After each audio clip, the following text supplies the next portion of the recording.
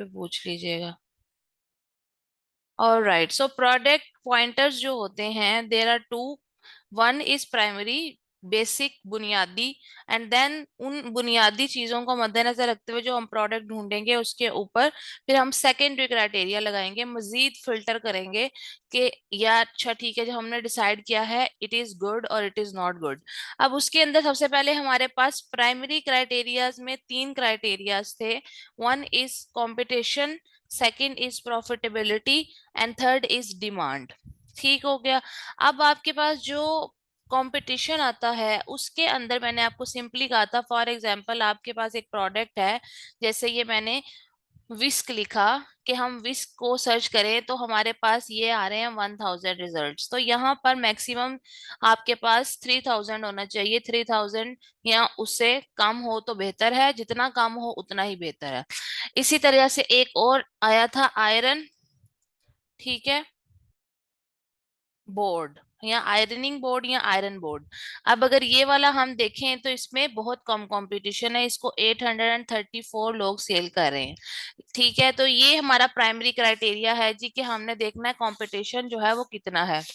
उसके बाद हमारे पास आता है कि एक प्रोडक्ट जो है उसकी डिमांड क्या है। डिमांड का मसला मतलब ये है कि देखें, हम ऐसी प्रोडक्ट सेल करने शुरू कर दें जो सेल ही ना होती हो, जिसकी डिमांड ही ना हो, लोग उसे खरीदते ही ना हो, हमें ऐसी प्रोडक्ट को सेल करने का क्या फायदा। और हमें ये कैसे पता चलता है कि किसी भी प्रोडक्ट की डिमांड कितनी ज्यादा है। इसके लिए हम यूज करते हैं एक जंगल स्काउट की एक्सटेंशन। जंगल, जो जंगल होता है ना जिसमें लॉयन रहता है, ठीक है, वो वाला जंगल। उसके बाद स्काउट, SCOUT, और उसके बाद sales estimator, SALES, sales estimator, यानी एस्टिमेट करने वाला। जंगल स्काउट सेल्स एस्टिमेटर को हमने जब सर्च किया, ये क्या करता है, इसमें आपके पास ये आएगा www.junglescout.com, और उसके आगे लिखा होगा एस्टिमेटर। यहां से भी देख लें, इसके अलावा amazon sales estimator, rank calculator, Jungle Scout, इसके ऊपर क्लिक करेंगे। ये क्या है, बेसिकली आप ये समझिए कि ये एक ऐप है। जैसे अगर आपने कभी रेलवे पे सफर करना हो, यानी गाड़ी पे जाना हो, रेलवे गाड़ी पे, तो आप उसकी ऐप ओपन करती हैं, पाकिस्तान रेलवे, पीआर ओपन करती हैं, वहां आपको नजर आता है जी फलां गाड़ी ने फलां जगह से फलां जगह जाना है, इतना रेंट है, ये वो ऐप है, राइट। दराज ऐप है, फूड पांडा ऐप है, इसी तरह उबर ऐप है। इसी तरह से जंगल स्काउट भी एक ऐप है, एक वेब बेस्ड सिस्टम है, जो क्या करता है, ये amazon की जो भी कोई प्रोडक्ट आप सोच रहे हो कि मैंने सेल करनी है, उसके बारे में ये आपको ये बताता है कि इस प्रोडक्ट के नंबर ऑफ यूनिट्स, यानी कितनी प्रोडक्ट पर मंथ सेल होती है। अगर आप यही प्रोडक्ट डिसाइड करें, एग्जांपल दे रही हूँ, आपने सोचा कि मैं आयरनिंग रॉड ही सेल करूंगी। आयरनिंग रॉड सेल करने के हवाले से आपने सपोज किया, अब यहाँ तो बहुत से है ना, यानी ये वाली शेप है, ये शेप है, ये शेप है, ये शेप है, ये भी आपने पहले डिसाइड करना है कि इतनी ज्यादा प्रोडक्ट्स में से आप कौन सी वाली प्रोडक्ट को चूज करोगे, इस शेप की, इस कलर की। लेट्स सपोज आप कहती हो ये वाला बेसिक अच्छा है, मैं ये टेबल टॉप वाला जो है ना यूज करना चाहती हूँ, या मैं ऐसा ही सेल करना चाहती हूँ।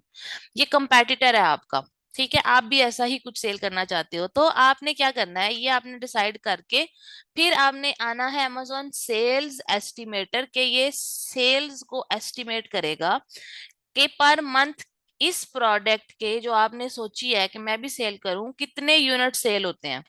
ठीक है, अब आप यहाँ आई, आपने यहाँ पे इसका लिखा है BSR रैंक, मतलब best seller rank, best seller rank number, BSR ऐसे कि ये बी का, बेस्ट का बी, सेलर का एस, रैंक का आर, तो बन जाएगा BSR। और इसको अगर आप फुल फॉर्म में बोलो, बेस्ट सेलर रैंक नंबर, ये आपने यहाँ ऐड करना है। अब ये क्या होता है, ये जो आप प्रोडक्ट आप चूज करती है, कोई भी आपने सोचा मैंने ये बेचनी है, तो आप उस प्रोडक्ट के नीचे डाउन आती जाएं पेज पे, तो आपको वहां पे नजर आती है प्रोडक्ट इंफॉर्मेशन लिखी हुई। ठीक है, ये हर प्रोडक्ट के ऊपर प्रोडक्ट इंफॉर्मेशन लिखी हुई होती है। इस प्रोडक्ट इंफॉर्मेशन में उसका मटेरियल, उसका ब्रांड, उसका कलर, उसका वेट, हर चीज लिखी होती है। ठीक है, और यहाँ नीचे आते जाए आते जाए आते जाए आते जाए आते जाए तो आपको यहाँ पे बेस्ट सेलर रैंक लिखा हुआ नजर आएगा। ठीक है, और उसके आगे आपको एक नंबर नजर आएगा।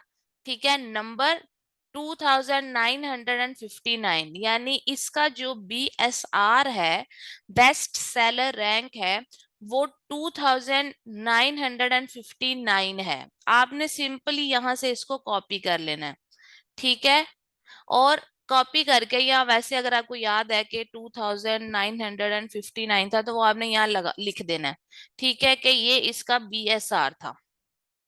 उसके बाद मार्केट प्लेस, ये जो आपको मैंने शुरू से समझाया हुआ है कि जब भी आपने आना है तो यहाँ आके आपने इसका न्यूयॉर्क ऐड करना है, 10001। तो मार्केट प्लेस का मतलब होता है कि किस मार्केट में आप सेल कर रहे हो। मतलब अमेरिका में, पूरी अमेरिका एक मार्केट है, इंडिया एक मार्केट है, जापान एक मार्केट है, यूके एक मार्केट है। तो वो आपसे पूछ रहा है कि तुम किस मार्केट प्लेस के लिए ढूंढ रहे हो, तो हम तो अमेरिका का काम कर रहे हैं ना, यूएसए का कर रहे हैं। तो यहाँ पर जब आप क्लिक करोगे तो ये आपको सारी मार्केट्स नजर आएंगी। United states of America, USA आपने चूज करना है क्योंकि आप उसी का काम कर रही हो। अगर आप यूके का करोगी तो यूके चूज कर लोगी, लेकिन हम यूएसए का ही करेंगे और उसी का कर रहे हैं। उसके बाद प्रोडक्ट की कैटेगरी पूछ रहा है कि वो क्या है। प्रोडक्ट की कैटेगरी क्या होती है, ये जहां आपने नीचे प्रोडक्ट इंफॉर्मेशन में जाकर देखा था BSR, बेस्ट सेलर रैंक, इसके आगे अगर आप जाओ तो आपको नजर आएगा कैटेगरी। कैटेगरी क्या है, आयरनिंग बोर्ड्स। ठीक है, आयरनिंग बोर्ड्स, ये इसकी यहाँ कैटेगरी लिखी होती है। अब मगर मैं आपको इसी की कोई और एग्जांपल देती हूँ, अगर आपको लेट्स गिव एन एग्जांपल आपको इसकी। वैसे हम यहाँ पे आयरनिंग बोर्ड्स पहले ऐड कर देते हैं और मैं आपको दोबारा समझाती हूँ कि मैं क्या कहना चाह रही हूँ। आयरनिंग बोर्ड्स नहीं था, सॉरी, आयरनिंग बोर्ड्स नहीं नहीं नहीं नहीं नहीं। अगर हम आगे जाएं जाएं जाएं जाएं जाएं जाएं जाएं जाएं, our brands in ironing boards and parts and accessories। ठीक है, असल में ना यहाँ पे डायरेक्ट उन्होंने होम एंड किचन ही लिखा हुआ है, यहाँ पे बेसिकली होम एंड किचन है। क्योंकि ये इधर अगर आप ऊपर आओ तो ये आयरनिंग बोर्ड के साथ आपको होम एंड किचन लिखा हुआ नजर आ रहा है, तो ये इसकी बेसिकली ये कैटेगरी है, होम एंड किचन। ये चीज नीचे लिखी होती है जो कि वहां पर अभी नहीं लिखी हुई नजर आ रही। बट अभी के लिए मैं आपको सिर्फ होम एंड किचन करके बताती हूँ कि ये होम एंड किचन में आती है। तो आप इसकी सेल्स, आप अच्छा ये करने के बाद आप एस्टिमेट सेल्स पे क्लिक करोगी तो ये आपको काउंट कर देगा कि estimated number of sales per month 6390 है। यानी इस प्रोडक्ट, ये जो एक प्रोडक्ट है ना, ये प्रोडक्ट एक महीने में 6390 यूनिट इसके सेल कर रहा है, ये वाला सेलर।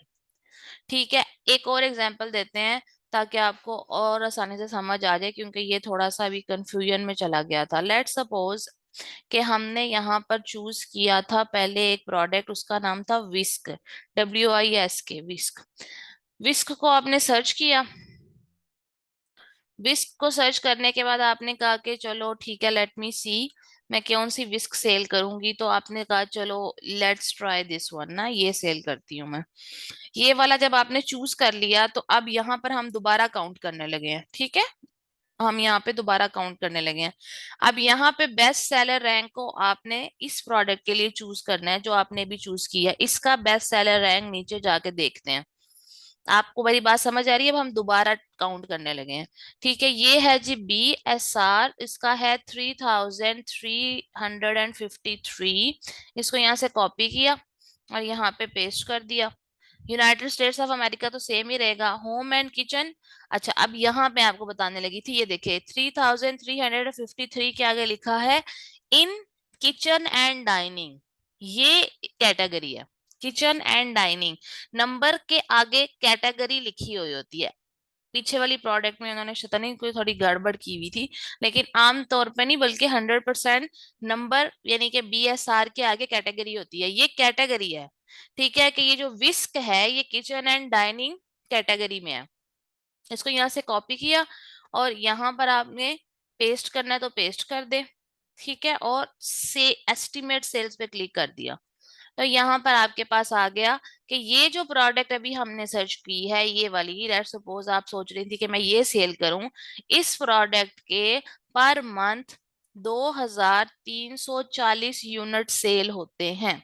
ठीक है, यहाँ तक अगर आपको समझ आ गई चैट बॉक्स में मुझे बताएं। रिवाइज करेंगी तो आपको ज्यादा आसान लगेगा। अभी के लिए मैं आपको जितना समझा पा रही हूँ बेस्ट तरीके से स्लो स्लो, ताकि जब आप रिवाइज करो तो आपको अच्छे से समझ आ जाए। तो अब मेरा दूसरा पॉइंट जो था प्राइमरी का क्राइटेरिया का वो था डिमांड, के प्रोडक्ट की डिमांड कितनी है।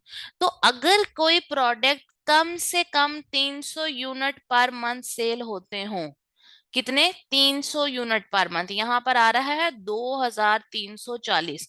सपोज करें ये दो ना हो, 340 आ रहा होता, तो भी आप ये प्रोडक्ट चूज कर सकती थी, जो भी कोई आपने अभी जिसका भी आपने यहाँ डाटा डाला है। क्यों? क्योंकि 300 यूनिट के साथ आप अच्छे तरीके से पैसे कमा सकते हैं।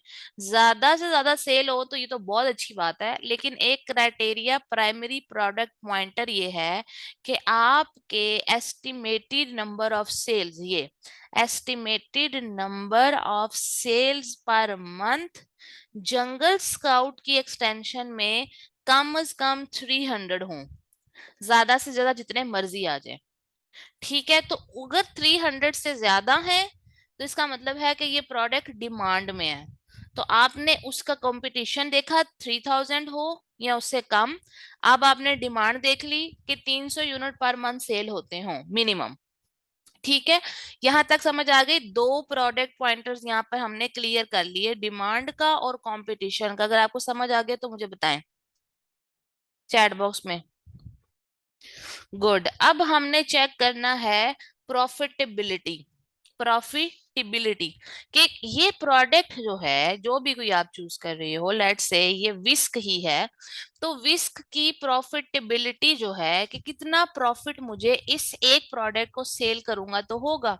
कॉमन सेंस है ना, अगर मैं ये एक विस्क सेल करती हूँ या मैं ये एक पैकेज में एक स्मॉल साइज मीडियम और लार्ज सेल कर रही हूँ ये प्रोडक्ट, तो मुझे कितना प्रॉफिट इस एक प्रोडक्ट पे बचेगा तो मैं इसको सेल कर सकती हूँ। That's right. अब इस चीज को अंदाजा लगाने के लिए हम लोगों को यूज करना पड़ता है एक और टूल कह लें, एक और वेब बेस्ड एप्लीकेशन कह लें, या एक और ऐप कह लें जो amazon की अपनी है। ठीक है, उसका नाम है amazon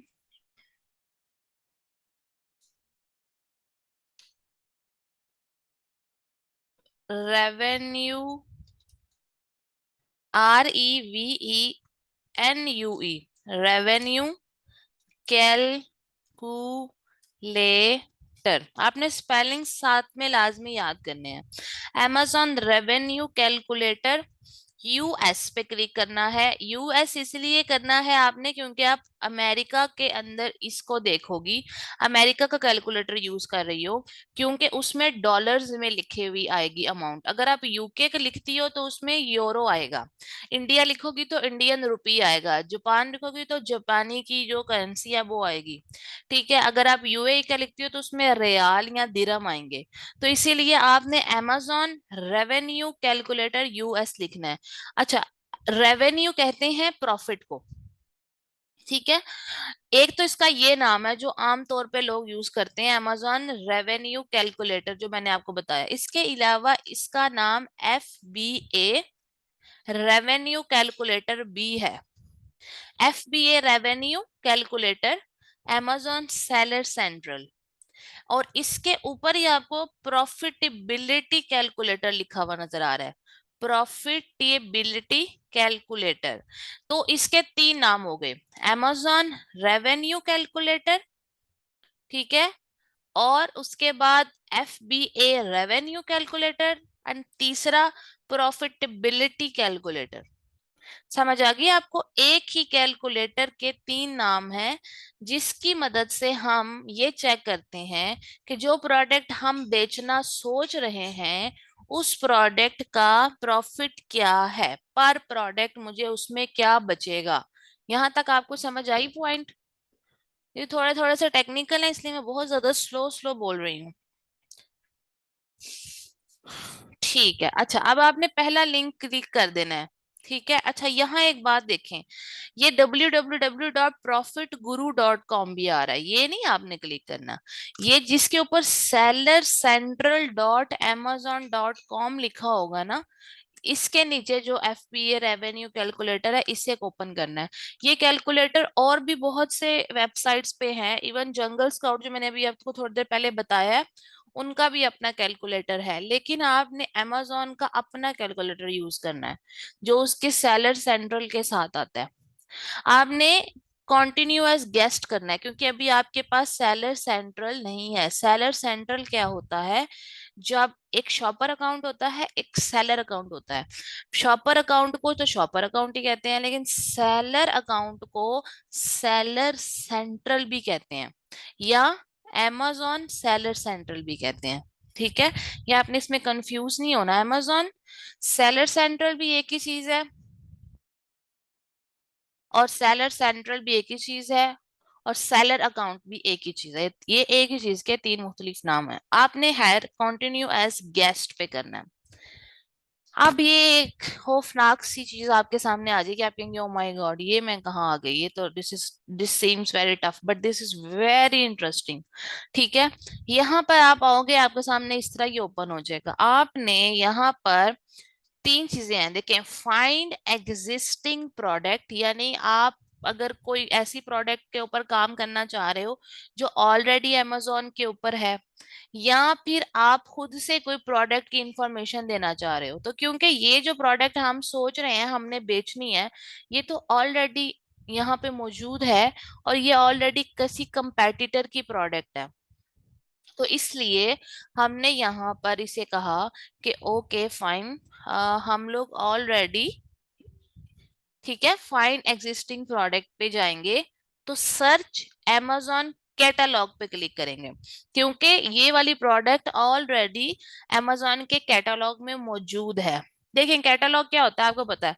अगर आप कभी ब्रांड पे शॉपिंग करने जाएं तो वो आपके हाथ में एक कैटलॉग दे देते हैं, कैटलॉग पता है ना, उसके अंदर तस्वीर होती है और साथ में उसके कपड़े होते हैं, जो भी कोई ब्रांड के कपड़े हों मॉडल्स हों, वो पूरे की पूरी एक कॉपी होती है, एक पूरे का पूरा एक आप समझो रजिस्टर टाइप सा होता है, एक मैगजीन टाइप सा होता है जिसमें उन्होंने अपनी सारी प्रोडक्ट्स को शो किया होता है। तो amazon की भी सारी प्रोडक्ट्स जो भी शो हो रही हैं वो amazon के कैटलॉग में जाती है ना, कि आप आते हो और आप आके सर्च करते हो तो ये जितने भी इमेजेस हैं ये सारा कुछ amazon का कैटलॉग बन जाता है। तो इसलिए वो आप कहोगे कि सर्च amazon कैटलॉग, कि मैं amazon कैटलॉग के अंदर जो ऑलरेडी प्रोडक्ट है ना अभी मैं उसी पे काम कर रहा हूँ, मैं खुद से कोई प्रोडक्ट नहीं ऐड कर रहा। तो फिर आप सर्च amazon कैटलॉग पे आओगे, उसके बाद यहाँ पे amazon स्टोर या amazon मार्केट प्लेस एक ही चीज होती है। amazon स्टोर किस कंट्री का है या amazon मार्केट प्लेस कौन सी है, ये एक ही चीज के दो मुख्तलिफ नाम है। तो amazon स्टोर यहाँ आपने यूएस ही रखना है, कोई और नहीं करना। ठीक है, अच्छा अब वो कहता है आगे, ये वाला यहाँ से यूएस कर दिया, ऊपर से ये सर्च amazon कैटलॉग हो गया। अब वो कहता है search for product on amazon, के मतलब उस कैलकुलेटर को तो नहीं पता ना कि तो आप कौन सी प्रोडक्ट सर्च करने आई हो या किस प्रोडक्ट का प्रॉफिट ढूंढने आई हो। amazon की जादुई छिड़ी थोड़ी है कि उसे पता चल रहे, तो आपको बताना पड़ेगा amazon को कि मैं फलां प्रोडक्ट के बारे में अभी कैलकुलेट करने आई हूँ। देखें ये प्रोडक्ट जो यहाँ पड़ी हुई है इस प्रोडक्ट का हर सारी इंफॉर्मेशन है, आप चाहती हो मैं भी यही सेल करूं, लेकिन आपको ये तो पता चल गया कि इसके नंबर ऑफ यूनिट्स कितने सेल होते हैं पर मंथ वो जंगल स्काउट से, लेकिन अभी आपको ये नहीं पता कि इस प्रोडक्ट के ऊपर मेरा खर्चा क्या आएगा और इस प्रोडक्ट को अगर मैं बेचती हूँ तो मुझे बचेगा क्या, यानी मेरा प्रॉफिट क्या होगा। वो प्रॉफिट ही आप कैलकुलेट करने के लिए ये सारी कोशिश कर रही हो कि आप एफबीए कैलकुलेटर पे गई, मैं दोबारा से आपके लिए करती हूँ, amazon रेवेन्यू कैलकुलेटर यूएस लिखा और सर्च किया, फिर FBA revenue calculator Amazon seller central, ये वाला पॉइंट होगा, इस पे क्लिक करोगे। क्लिक करने के बाद आप कंटिन्यू एज गेस्ट करोगी। फिर आप यहाँ आके करोगी कि भाई मैं सर्च अमेजोन कैटलॉग में जाना चाहती हूँ क्योंकि मैं अमेजोन की प्रोडक्ट ही ढूंढ रही हूँ अभी।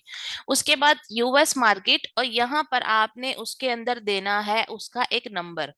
उस नंबर को कहते हैं एसिन। एसिन अब किस बला का नाम है?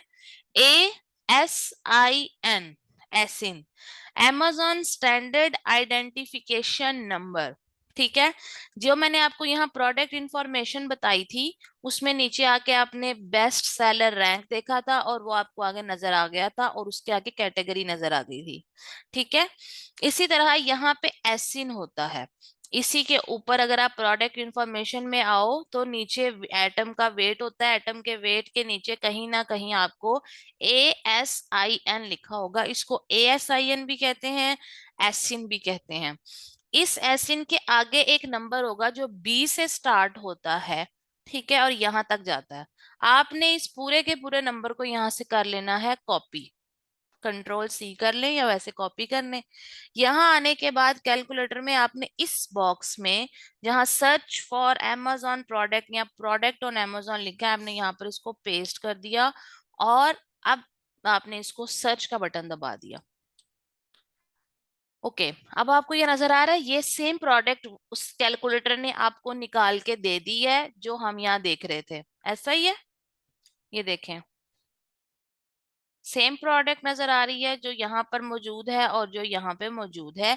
Whisk for cooking 3 pack stainless steel, whisk for blending, ठीक है, यहाँ पे भी वही है नाम इसका, whisk for cooking 3 pack stainless steel, whisk for blending, whisking beating stirring enhanced variant, ठीक है, ये सारा कुछ यहाँ आ गया।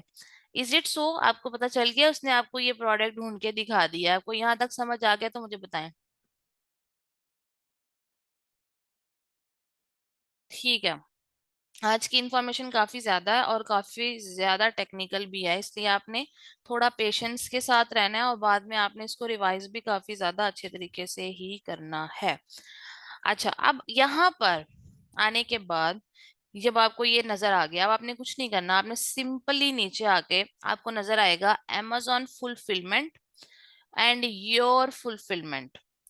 Amazon फुलफिलमेंट को FBA कहते हैं, यानी फुलफिलमेंट बाय Amazon, या फिर Amazon फुलफिलमेंट। और योर फुलफिलमेंट को कहते हैं MFN, यानी कि मर्चेंट फुलफिलमेंट नेटवर्क। ठीक है, merchant fulfilment network, MFN। Merchant का M, फुलफिलमेंट का F, नेटवर्क का N, MFN।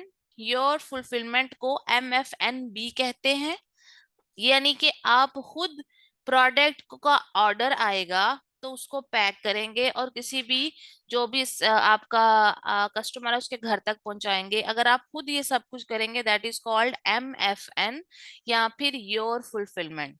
ठीक है, दूसरी तरफ आती है FBA, फुलफिलमेंट बाय Amazon, जो कि Amazon फुलफिलमेंट भी कहलाती है, जिसमें अगर कोई ऑर्डर आता है तो Amazon के वेयर हाउस में आपकी प्रोडक्ट पड़ी हुई है, अमेजोन की वेयर हाउस से आपकी प्रोडक्ट वो अमेजोन उठाता है, उसको पैक करके आपके कस्टमर के घर पहुंचा देता है।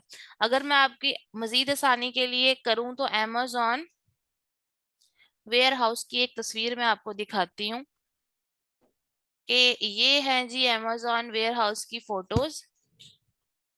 ये ठीक है, इसमें ये सारे जो रैक्स हैं यहाँ पर हर किसी की प्रोडक्ट पड़ी हुई है।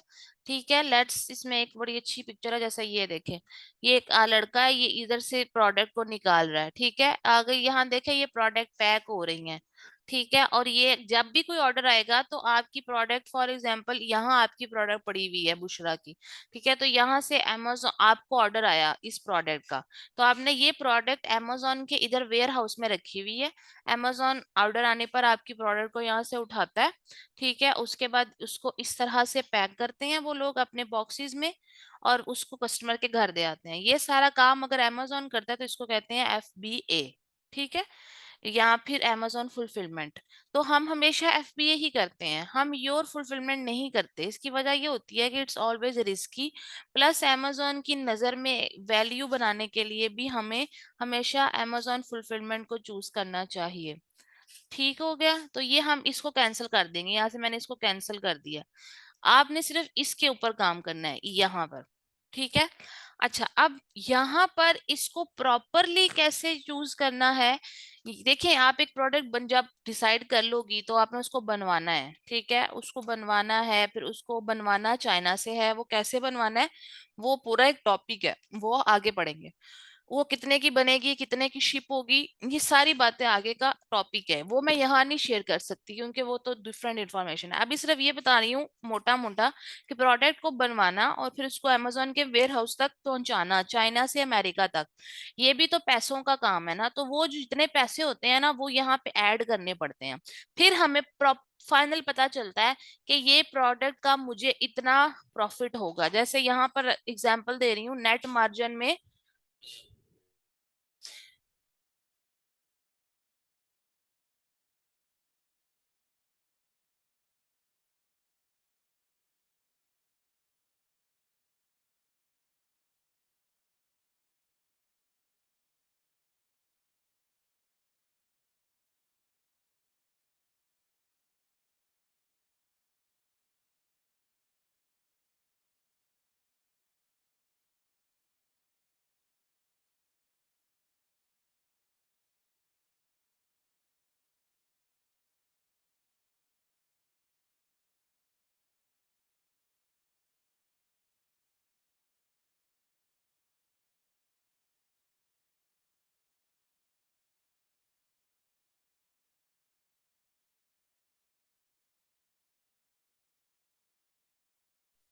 हेलो, मेरी आवाज आ रही है?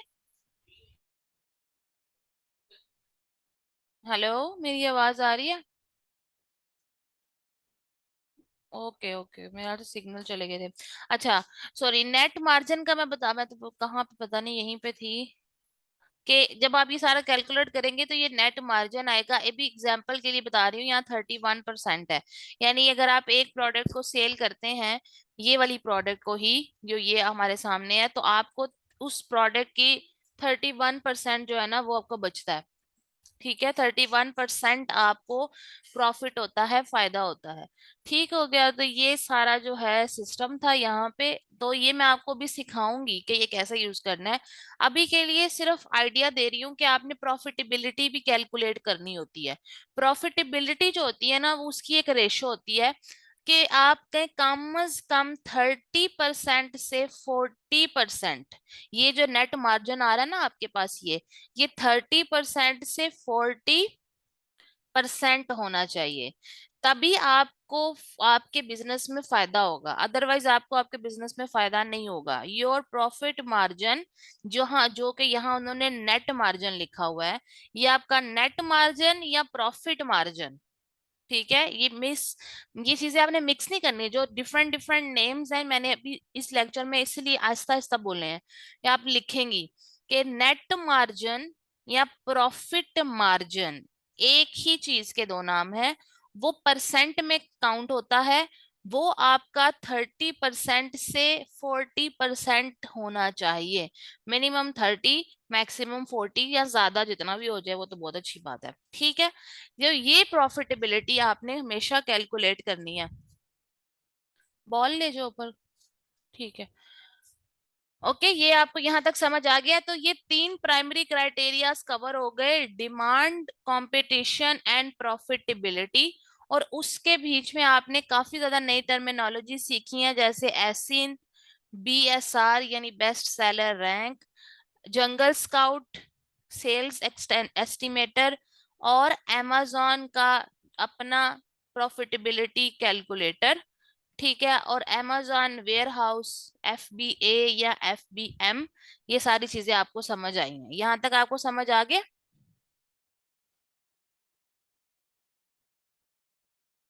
ठीक है। अच्छा, इससे आगे मैं पढ़ाऊं या इतना काफी है?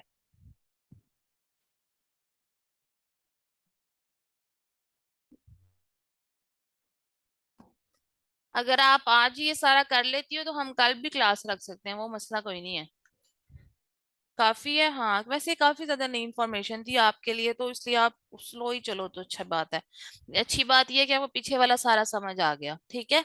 आपने अपने स्पेलिंग्स पे बहुत ज्यादा ध्यान देना है। ओके।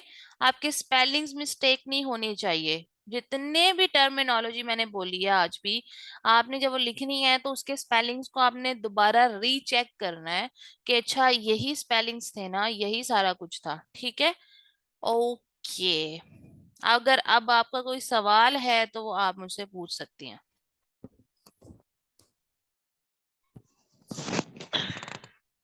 हाँ जी, अभी तक तो नहीं। अब ये है कि इसको रिवाइज करके चेक करके प्रैक्टिस में आके जो चीज कंफ्यूजन करेगी वो फिर मैं आपसे पूछूंगी, वो चैट बॉक्स में पूछ लूंगी या वैसे हाँ नेक्स्ट वो क्लास कोई में। मसला नहीं, नेक्स्ट क्लास में नहीं, नेक्स्ट क्लास से पहले।